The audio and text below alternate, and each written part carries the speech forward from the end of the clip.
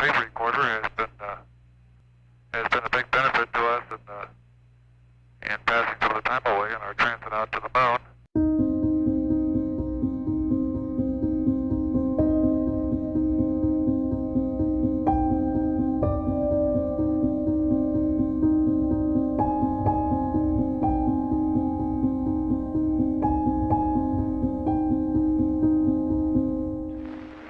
The crew of Apollo 13, wishing everybody there a nice evening, and we're just about ready to close out our inspection of Aquarius and get back for a pleasant evening at Odyssey. Good night. It was plagued by bad omens and bad luck from the very beginning. 13, we've got one more item for you when you get a chance. We'd like it to stir up your cryo tanks. It never really converged to the point where you felt you really had total control of what was going on. Okay, stand by. About the time you'd turn the corner, something new'd show up. Okay, we've had a problem here. By the time we came on duty, we were well aware that we had a big problem on our hands. Can say again, please. It was life-threatening. Houston, we've had a problem. It was not about landing on the moon in the right place. It was about survival. Main beam, most wonderful. Stand by, 13, we're looking at it.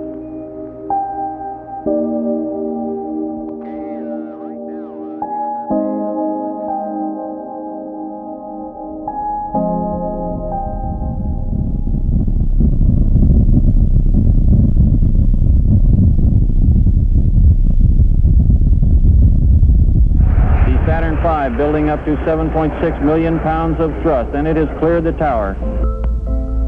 This is Mission Control Houston. We appear to have a good first stage at this point. Here we go. Okay, Bata. We're go, flight. Looks good here. Guys, that's a good flight. Okay, Econ, GNC. Looks good, flight. Looks good, flight. Okay, Sergeant. Looks fine. The crew was Jim Lovell was the commander. Jack Schweigert was the command module pilot. Jim I had worked with as a backup crew on Apollo 8. When he flew Apollo 8, I was the backup lunar module pilot on that mission. And then we worked obviously as a backup crew for Apollo 11. I backed up Buzz Aldrin on that mission.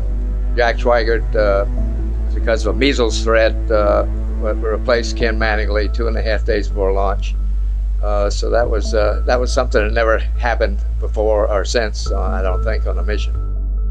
Flight Dynamics Officer says the trajectory looks good. We show 1/2 mile in altitude at this time.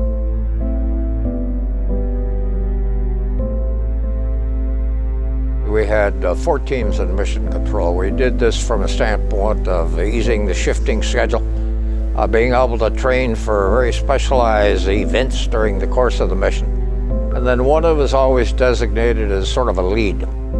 And basically the objective of the lead was to address any crises that come up to get your team off the console, and the remaining 3 teams would continue 24/7 support for the mission, as well as picking up a lot of the actions related to the getting the crew back home. I happened to be on console at that time, and we're just right at the very end of our shift. We're preparing for crew sleep period. And one of the last things you do is take a look at the cryogenics and see if you need to stir them up, make them uniform. So you got equalized pressures going into life support system and the fuel cells. We've got one more item for you when you get a chance. We'd like it to stir up your cryo tanks. In addition, I have a shaft and trunnion. Okay. For a look at the Comet Bennett if you need it. Stand by.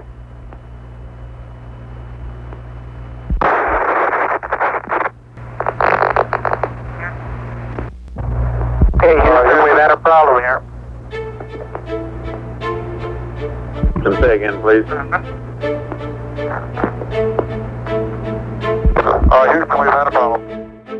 Glenn was coming on with his team at that time, reading the log, preparing for handover. By the time we got to handover, we knew full well that we had to take care of this thing in terms of an emergency. We were handling something that we knew was out of control. And in this case, every team that came on was dealing with a major set of problems. I assume you've called in your backup ECOMs? Flight, say again? Have you called in your backup beacons now? See if we can get some more brain power in this thing? We got one here. Roger. We had this loud bang, which kind of reverberated with a little echo, because the vehicles we're in were metal vehicles, and it was kind of like you're in a big barrel and they hit on the side with a sledgehammer kind of sound. In the tunnel area, some of the metal was actually crinkling, kind of like you take a Coke can and squeeze it, a little crinkling. So the two vehicles were moving, not together, but a little asymmetric, I think, in roll, and that was causing that stress in the tunnel area. I went down into the command module and saw that we had lost 2 of our 3 fuel cells, that they develop oxygen. I then looked out the window and saw escaping at a high rate of speed a gaseous oxygen, and it turned out that oxygen that I was examining was from the second tank, because the explosion occurred on the damaged tank, but that also ruptured the second tank. The first tank just blew the entire side of the spacecraft off. Here is a bulletin from ABC News. The Apollo 13 spacecraft has had a serious power supply malfunction that could cause the lunar landing mission to be terminated early. At the moment, the astronauts are continuing to try to isolate their trouble. The late report says the spacecraft now is operating on battery power alone. All unnecessary equipment is being turned off.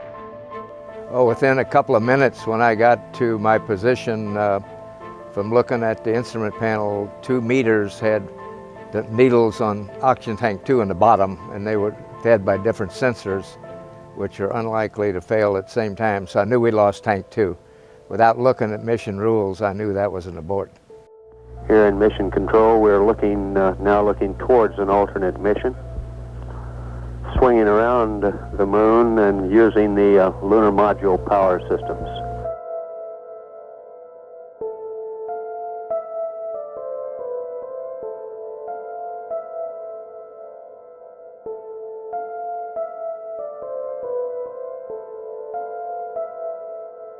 Although we spent lots and lots of time thinking through all the mission rules, when it really happens, like in this case, we didn't have to open any books to tell us what we had to deal with. Tell me you from Flight. Go ahead, Flight. I want you to get some guys figuring out minimum power in the LEM to sustain life. Since the cryo oxygen tank blew up, it ruptured the other lines, and we lost all oxygen supply to the fuel cells and the crew module. And the crew module was dying real quickly from lack of power other than the battery, and we didn't want to use the battery because we needed that for entry. This is Apollo Control at 57 hours 46 minutes ground elapsed time. The black team of flight controllers is now on station in Mission Control Center looking at possible alternate missions, as we have an apparent serious oxygen leak in the cryogenic oxygen in the service module. And now in the process of powering down the command module. Less than 15 minutes remaining of electrical power to the CSM. The biggest things we had to do in the dying moments of the electrical system in the command module was to transfer the guidance system from the command module to the lunar module. And we only had about 15 minutes to do that, because if we didn't get the guidance system in the lunar module, that meant that we'd have to start all over again to try to get the lunar module guidance system up to speed. The scheme of going across to the lunar module, still connected with the open tunnel, the lunar module would serve as a sort of lifeboat for the crew of Apollo 13. And then we started turning on all things, the control systems. We were starting to talk out from the lunar module. And in fact, we were in the lunar module before the ground realized it, and suddenly realized that, oh, they're over there. And then, of course, what they had to say is, we're going to have to get you off the course you're in now to get you back on the free return course. And this meant that we were no longer on a path that would allow us to be swung around the moon and come back towards the landing spot on the Earth. The controllability of the spacecraft was okay as long as we had our indicators up, because we had practiced that, as I had said. But suddenly, to save power, we shut that down for a while, and we had to control it by only looking at our computer display. And I had never tried that before. I really don't know who had, and it's a very difficult task. And we spent a lot of our first part of our emergency or survival time just learning how to control the spacecraft in this mode.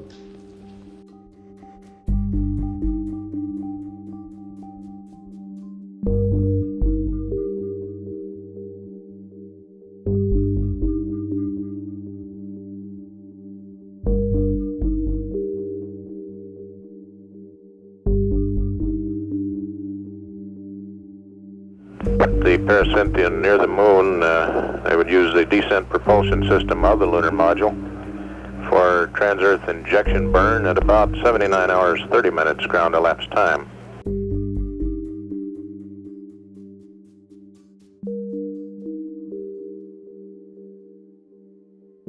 This would produce a day early entry at about 142 hours. That is a day earlier than a nominal free return entry. We're continuing to monitor the situation and still live on air ground.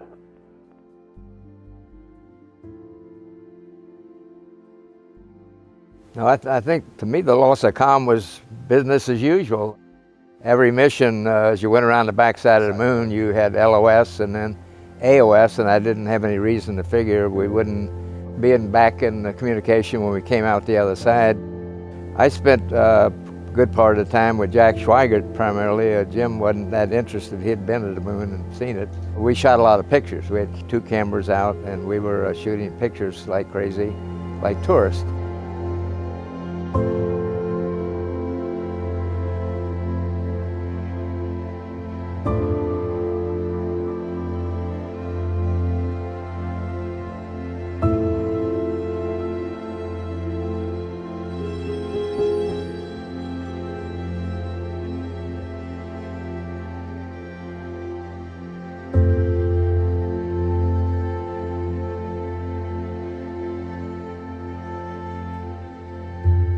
We are about 70 hours from home, and we think we have the situation in control. We've projected the consumables as I've described, and we have a plan for carrying out the rest of the mission, but there's going to be no relaxation at all as far as that goes from now until splash.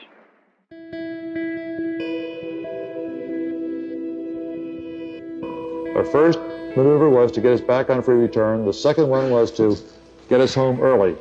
The nominal flight time back home was 155 hours if we had done nothing else. But because consumables were critical, and the ground was calculating consumables, and Fred was also doing the back of the envelope type calculation, which he figured if we were lucky we had about 1 hour spare consumables left before we had landed. We had decided, or the ground had decided, to burn at about 2 hours past the moon, at about 79 hours, a maneuver to shorten the time to get home again. Plus X, Raj. We have ignition, Raj. 13%. Ground confirms ignition. 40%. Raj, 40%. Let's get it 40. Houston copies.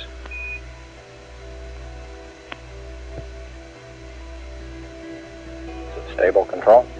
Looks good now, fine. Raj. Attitude looks good at this point. FTP. Raj, FTP. Still stable. After that, the ground was very much concerned with power, and we were too.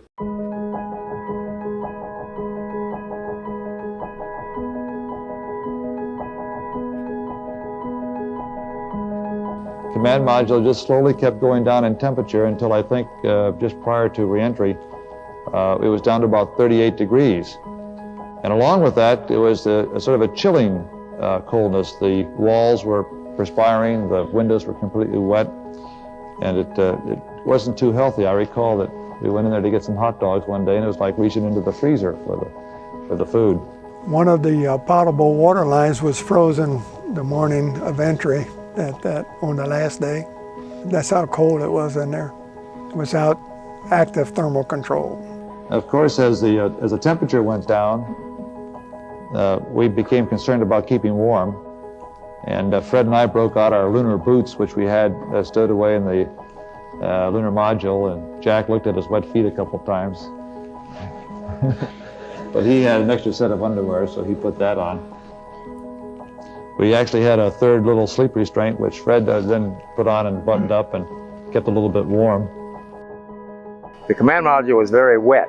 The water separators weren't working, either in the LEM or the command module, and there was water everywhere. In the LEM, there's no inner walls, so you could see water on all the connectors, wire bundles, plumbing, every turn, a glob of water. And the command module, we actually had to get towels out to wipe off the instrument panel to see the instruments.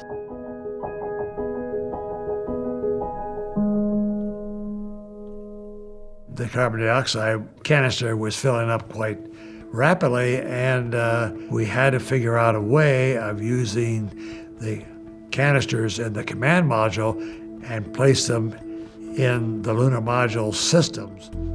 And the ground read us up a procedure in order to adapt some of the command module canisters for use in the LEM.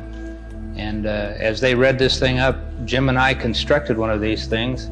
At this point in time, I think the partial pressure of carbon dioxide was reading about 15 millimeters. And we constructed two of these things and put them online, and I think within an hour, the partial pressure of CO2 was down to 2/10. So these were very effective devices.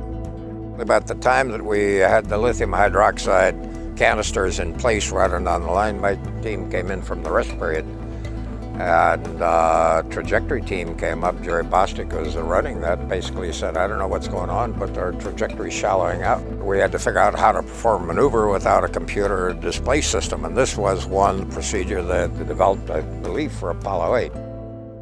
The ground, after some tracking, realized that we were not on a trajectory that would get us safely back home, and that we'd have to make another maneuver. We're making the burn, and I'll give you a hack here at 2 minutes to go. By this time, the crew stations became a lot different. There are 3 people in the lunar module now, usually built for 2. This last maneuver was going to be unique because we did not have the platform powered up, so we didn't have a normal method of determining the attitude of the spacecraft in order to perform the burn. Right here, 2 minutes, we got it. On Apollo 8, some time ago, we were concerned with perhaps losing a platform on the return voyage home, and since no one had ever made a lunar trip before, we were looking at sort of ways of determining how we could make these corrections home. And some of our people here at MSC had come up with an idea about using the terminator of the Earth to orient the spacecraft and then the sun position to get orientation and pitch. And with that knowledge, we could then make corrections to correct our angle of entry into the atmosphere. And mark it 1 minute. And as you know, I think that the angle of entry into the atmosphere is a very small angle, only about 2 degrees, and so it has to be controlled very closely, and that's what the main tracking is for. So at 105 hours, they gave us instructions to relight the descent engine, to orient the spacecraft in this manner, and give this particular procedure a try. And when they read up the procedure to us, I just couldn't believe it, because even on Apollo 8, I thought I'd never in all the world have to use something way out as this. Engine arm to descent. And because it was a manual burn, we had a 3-man operation. Jack would take care of the time. He'd tell us when to light off the engine, when to stop it. Fred handled the pitch maneuver, I handled the roll maneuver, and I pushed the buttons to start and stop the engines. Ignition. Thrust looks good.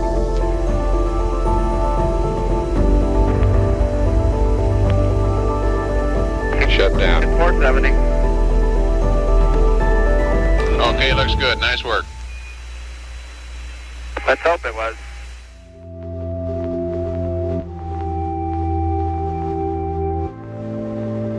Everything got stacked up to the end. We had a dead mothership. Another big challenge for the ground was to build a procedure in about 3.5 days how to power it up. We had no procedure to power it up. It had never intended to be ever shut down. And that was a pretty monumental task for a lot of people on the ground. We've run these simulators both here and at the Cape, and at the contractors that continuously, ever since last night, we've tried to simulate virtually everything that we've had the crew to do that is non-normal that they've done, and we've proven most everything that we've been able to run on the simulator prior to passing it up to them. There may be some details we haven't done, but at least we've checked the feasibility of everything we've done, and we'll continue to do that. We really threw away the book. We had never powered down a command module in space, and we had never reactivated one. And Jack wisely said, well, the first thing was to push in all the circuit breakers with panels on each side. And he said, let's punch in, we'll time it, we'll punch in 6 and stop and see if we smell burning wire, which you can tell when wire's burning.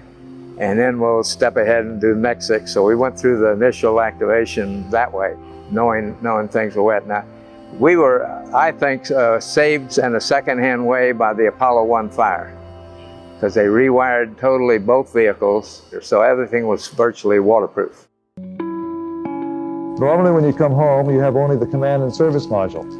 So the only thing we have to get rid of is this service module just prior to entry of the atmosphere. Coming home now, though, we had a dead service module. We had a command module that had no power to it. We had a lunar module that was a wonderful vehicle to travel home with, but didn't have a heat shield, unfortunately, and shortly we'd have to abandon her. And Jim and Fred were in the LEM and using the translation controller to give us some velocity, and when Jim yelled fire, I jettisoned the service module. And it went off amidst a lot of debris, which is usual, and Jim began to pitch around to try and photograph it. We copied that report from Jim Lovell of service module separation at 138 hours, 2 minutes, 8 seconds. I finally caught sight of the service module as it tumbled around in view. And it was, to me, sort of an amazing sight. And there's one whole side of that spacecraft missing. Is that right? I didn't realize that this whole panel by the high gain antenna was blown clean off right along the area where the panel normally swings open. I could see the interior. I couldn't see exactly what was damaged. I could see material hanging out from the interior. Right by the high gain antenna, the whole panel is blown out, almost from the base to the engine. Copy that. It's really a mess. So now we have the command module and the lunar module together, which is an unusual combination. We've never flown this before. Then a little later, with an offset angle, we blew off the LEM, basically. We had to pressurize the tunnel and blow it off to get the separation kick of the LEM. And again, that was done very late. We couldn't jettison that until we knew for sure that the command module was in the proper place, the proper time, the proper angle. If we came in less, we'd skip out like skipping a stone on water. If we came too high, we'd burn up just like a meteor in the atmosphere. We're up now on 3 minutes until time of drogue deployment.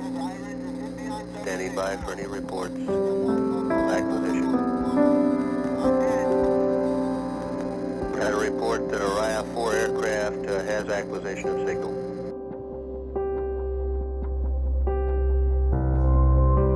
Odyssey, Houston, standing by, over.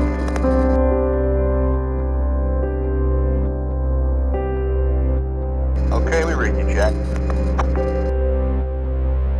That was command module pilot Jack Schwinger. We're looking at the weather on TV, and it looks just as advertised, real good.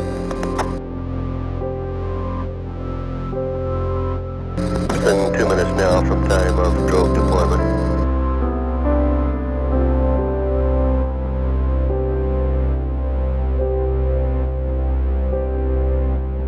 A report of 2 good drogues coming up now for main chutes.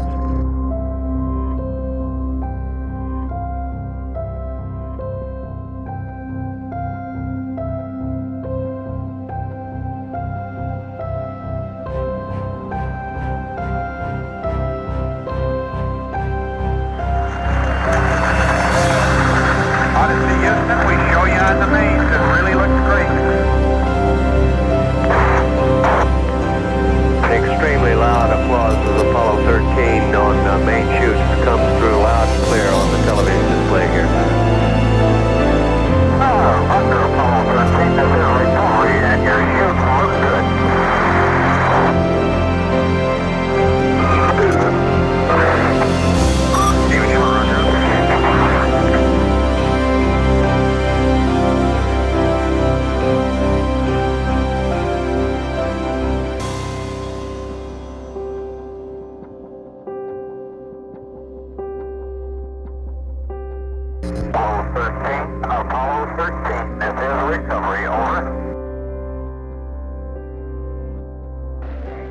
I recall, Captain, that when I spoke to you on the phone, you said that you regretted that you were unable to complete your mission.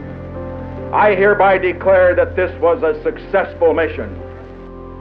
From the start, the exploration of space has been hazardous adventure. The voyage of Apollo 13 dramatized its risks. The men of Apollo 13, by their poise and skill under the most intense kind of pressure, epitomized the character that accepts danger and surmounts it. Once we were into entry, which was incidentally done fully automated, it was pretty much the normal entry all the way down, and all 3 chutes came out. And kind of miraculously, since we had abused the vehicle, the mothership, by freezing it for 4 days, the water tanks were frozen when they recovered it on board the ship. So we exceeded specifications on all the avionics, certainly. It gave us the second most accurate splashdown of the program. So it was a question of getting this entire world geared and oriented to one single job, get the crew home. And boy, the teams worked out great. And it didn't need coaching. It just happened. And we all knew each other. We all were comfortable with who could do what and so on. So there you are. We pulled that off. Actually, I guess when the parachutes came out and they blossomed and we landed on the water and didn't sink, I think we were home safe. Well, of course, when we hit the water, we were very happy to be back home, and we commented on that fact. The recovery of 13 was almost textbook recovery. It was a calm day. The actual splashdown itself was very mild, and the Navy did a grand job.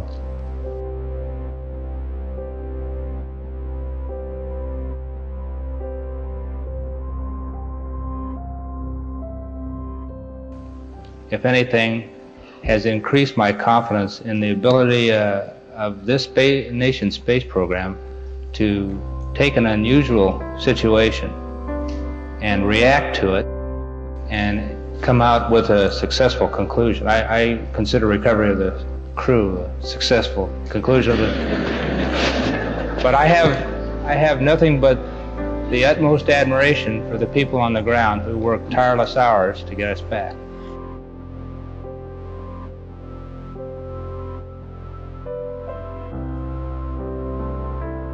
Sometime this year I'll have had 15 years with NASA, and I don't figure I'll retire for another 30 maybe. So I'll just do whatever job the agency decides is the best place I can be and to contribute the most.